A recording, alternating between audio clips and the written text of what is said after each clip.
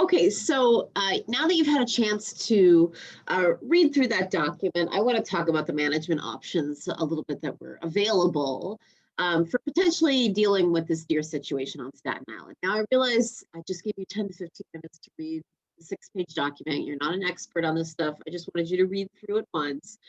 But there is this nice table at the end that nicely summarizes the main options you see used for control of deer populations, whether they're urban or not, but often these are associated with urban populations. Okay, so you've got fencing and repellents, which are really more about keeping deer away from certain vegetation. You've got fertility control, which is generally focused on females, involves either a shot or kind of a cream that can be applied to stop ovulation. You've got trap and relocate, where animals are captured at a site and then moved to another site. And presumably that new site, there's a lower deer population. Trap and euthanize, where you simply capture the animals and then you euthanize them just to reduce the numbers. Sterilization, where you can either give a vasectomy to males or a hysterectomy, or some sort of way to cut the fallopian tubes of females, something like that that prevents reproduction of females. So instead of fertility control being stopping ovulation, here whether you're male or female, you're stopping the ability to reproduce permanently. Sharpshooting, where you either hire people who are sharpshooters, or you can have volunteers as long as they pass a test that shows they have a certain ability level in terms of hunting. Generally, sharpshooting we think about is focused on guns. Okay.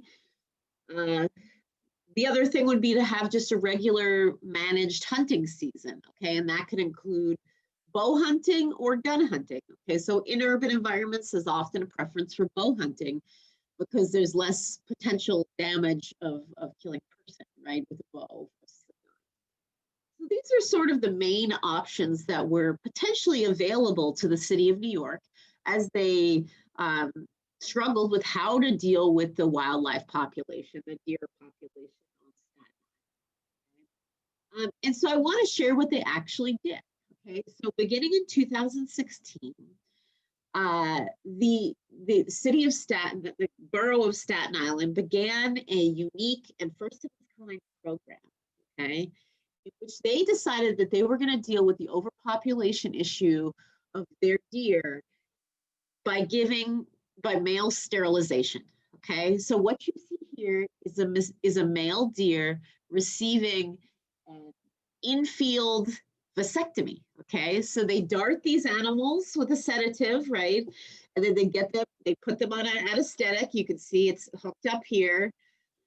And while they're knocked out, they go in and snip, quick surgery, just like it is with males, human males.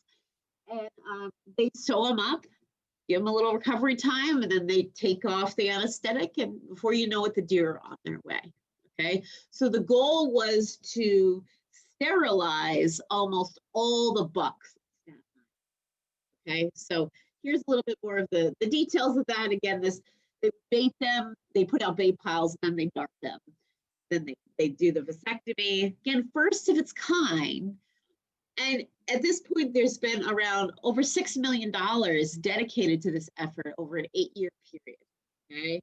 And it hasn't been by itself, right? It's been coupled with other factors as well, which we'll talk about in a bit, but driver education to reduce, wildlife collisions in terms of making people more aware of deer, and some other things like that we'll talk about. So, but here's a quote talking about this program overall, right? So, often they say costs tend to rise substantially after the first year of sterilization programs because it gets harder to find new deer to sterilize, resulting in a higher labor costs because scientists have to put in longer hours to wait and capture sterilized deer, right? So this potentially that getting to that point of having all or almost all the bucks sterilized could be a very expensive process. I mean, over $6 million is pretty expensive, because you have all these trained veterinarians and technicians, wildlife biologists that you're paying to be in the field. And as you get fewer and fewer bucks that have not been tagged and sterilized, their waiting time goes up. You still have to pay them when they're waiting. Okay, sorry, so I got ahead of myself. This is the full management plan. Like I said, it doesn't just involve the sterilization. That's the first component. They have increased traffic signage. Okay, so places where deer are most likely to cross into traffic, they've got more deer crossing signs there and signs about the risk of deer. They've got a public education program that's reaching out to both children and adults on Staten Island, focused on, again, like I said, driver education, trying to make people more aware of deer to reduce collisions that way. Public health education about ticks and the risk of Lyme disease, and environmental education just about the impacts that deer are having on the environment. They also have put up protections like fencing and some level of repellents to keep deer out of some of the areas of that green belt that natural area on Staten Island that are particularly vulnerable. Okay, so they've used fencing and some tree guards to keep deer out.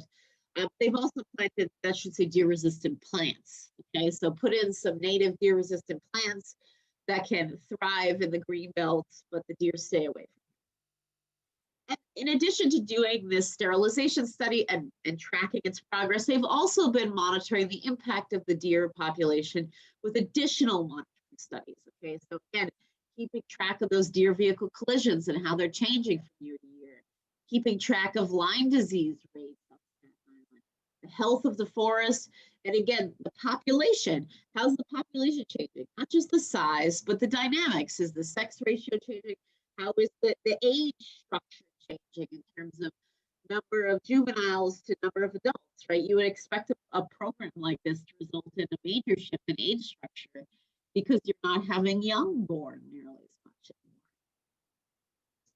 Okay, so here's just a quick summary of where they're at after 3 years of this. I guess it's really 4 years now, but this data is from 2020. That they collected data after 3 years, right? So as of April 2020, the deer population was down to 1,737, right? And so that's a 15% drop. So it had already started to kind of come down to some extent from that 2014 level.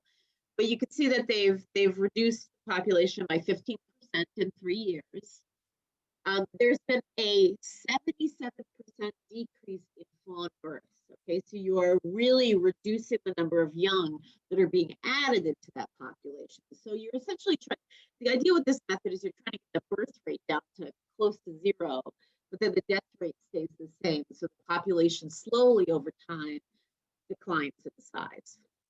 Okay, and again, as of April 20th, they've sterilized about 93% of the male deer. So that's what they did. Now I want you to go back to your groups and think about this plan, what you think of it, what do your group members think about it, and answer some questions related to that.